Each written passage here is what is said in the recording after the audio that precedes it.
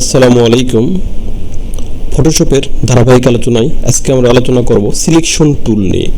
তো সে কাজের জন্যই আমি ফটোশপ ওপেন করলাম। পূর্বের মতো একটি ছবি আমি ফটোশপে প্রবেশ করালাম।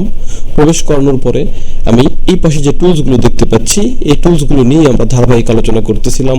প্রথম দিনের আলোচনায় ছিল মুভ টুল, তারপরে সিলেকশন টুল, যেটাকে আমরা বলতাম মার্কিউ টুলস, তারপরে এটা হচ্ছে আপনার লেসো টুল। এই লেসো টুলের ভিতরে অনেকগুলো টুলস ছিল, সেগুলো নিয়ে আমরা আলোচনা করেছি। অর্থাৎ লেসো টুল দ্বারাও আমরা কিভাবে একটা ছবিকে সিলেকশন করি। এরপরে যাচ্ছি আমরা অবজেক্ট সিলেকশন টুল। এই অবজেক্ট সিলেকশন টুলের এই ঘরটা যখন চাপ দিয়ে খুলবো তখন আমি ভিতরে দেখতে পাচ্ছি এর ভিতরে তিনটা টুল আছে। একটা হচ্ছে অবজেক্ট সিলেকশন টুল, আর একটা হচ্ছে কুইক সিলেকশন টুল, আর একটা হচ্ছে ম্যাজিক ওয়ার্ন টুল। তো আমরা প্রথমে দেখব অবজেক্ট সিলেকশন টুলস। এই টুলস যখন আমি এখানে সিলেকশন করলাম, করার পরে দেখেন আমার মাউসটা একটা চিহ্ন উপরে প্লাস চিহ্ন এবং সাথে একটা ঘর সহ পরিবর্তন হলো। অর্থাৎ অবজেক্টটা কি, যেমন আমার এই ছবিটার মধ্যে আমি চাচ্ছি শুধুমাত্র এই কার্টুনটাকে আমি সিলেকশন করব, পেছনের এই কালারগুলো সিলেকশন করব না। দেখেন আমি যখন এটা উপরে যাচ্ছে এটা কালারটা চেঞ্জ হয়ে যাচ্ছে। আমি এর যেই কালারটার মধ্যে আমি ক্লিক করব, যেমন আমি দেখেন এই কালারটার মধ্যে আমি ক্লিক করলাম, করলেই এর 4-5 জন সিলেকশন হয়ে গেছে। এখন যদি আমি এই মুভ টুল দিয়ে যদি এটাকে ধরে সরাতে চাই, দেখেন শুধুমাত্র কার্টুনটা কাগজ থেকে উঠে আসতেছে। তো আমি যদি এভাবে এই কার্টুনটাকে অন্য পাশে পার করতে চাই, এখন কিন্তু ব্যাকগ্রাউন্ড আর আসতেছে না আমার সাথে। আমি কন্ট্রোল এন অথবা এখান থেকে এই নিউ থেকে আরেকটা পেজ নিই।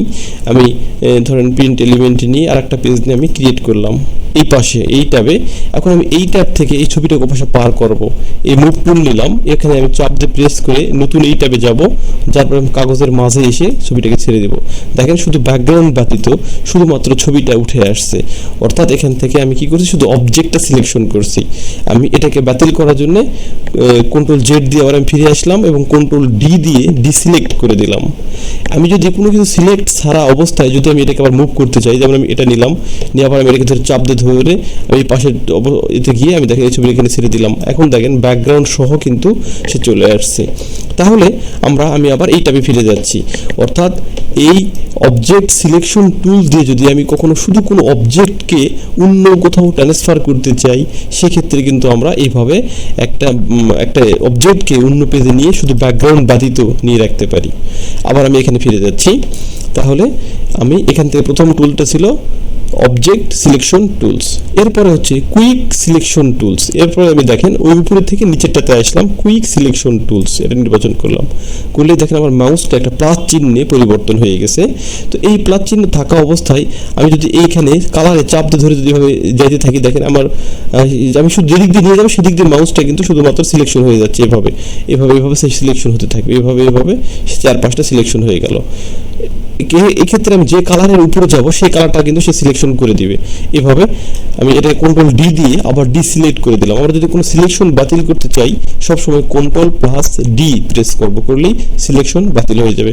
আমি শুধুমাত্র লাল কালার দিয়ে যাচ্ছি, তাহলে শুধুমাত্র আমার লাল কালারটা সিলেকশন হবে। কিন্তু আমি যদি অন্য কোনো কালারের উপরে প্রবেশ করি, তাহলে কিন্তু অন্য কালারটাও এখানে সিলেকশন হয়ে যাবে। দেখেন আমি ওই বাহির দিয়ে গিয়ে আমি এই পাশে শুধু লাল কালারের উপর দিয়ে যাচ্ছি, তাহলে সেই ক্ষেত্রে শুধু লাল কালার সিলেকশন হয়ে যাবে। হওয়ার পরে এখন আমি যদি এই ব্যাকগ্রাউন্ডে অন্য কোনো কালার প্রয়োগ করতে চাই, সেক্ষেত্রে আমি এই কালার প্যানেলে গেলাম, যার পর এখান থেকে একটা কালার পছন্দ করে ওকে করে আমি কিবোর্ড থেকে ডিলিট প্রেস করলাম, করার পরে ওকে করলাম। দেখেন এতটুকু কালার চেঞ্জ হয়ে গেছে।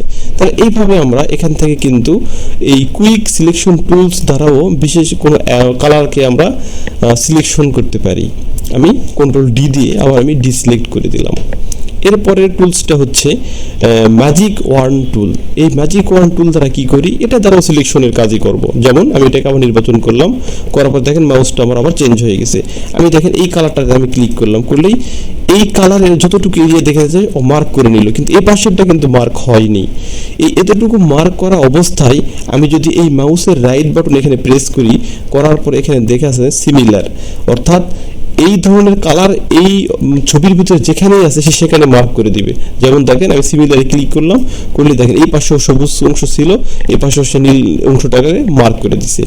এখন আমি যদি অন্য কোনো কালার দিতে চাই, আবার এখান থেকে গেলাম, আমি একটা কালার চুজ করে ওকে করলাম, করে আমি কিবোর্ডটা ডিলিট প্রেস করলাম, ওকে করলাম, দেখেন ওই কালারে চেঞ্জ হয়ে গেছে। তাহলে আমরা এই তিনটা টুলস দ্বারাই আমরা সিলেকশন সংক্রান্ত কাজ করে থাকি। আপনি কখন কোথায় কি ধরনের টুলস ব্যবহার করতে হবে, আপনি কাজ অনুযায়ী সেটাকে আপনি ব্যবহার করতে পারবেন।